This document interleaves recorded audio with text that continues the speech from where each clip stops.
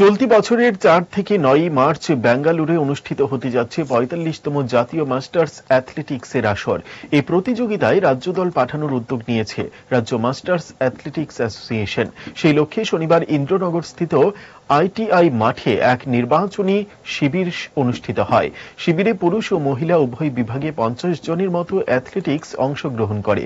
এখান থেকে বাছাই করে জাতীয় মাস্টার্স অ্যাথলেটিক্স আসরের জন্য দল পাঠানো হবে।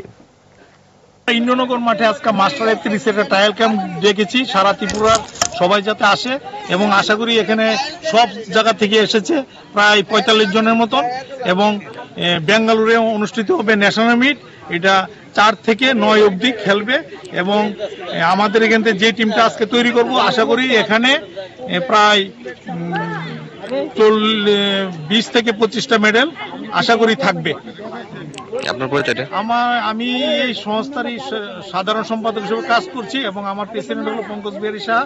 কালকে আমাদের এনএসআরসিতে যারা পার্টিসিপেশন করবে ন্যাশনাল মিটে তাদেরকে নিয়ে আমরা বসবো এবং আমার প্রেসিডেন্ট এখানে কথাবার্তা বলবে এবং আমাদের যারা সিনিয়র মেম্বার ওই মিটিংয়ে কালকে থাকবে।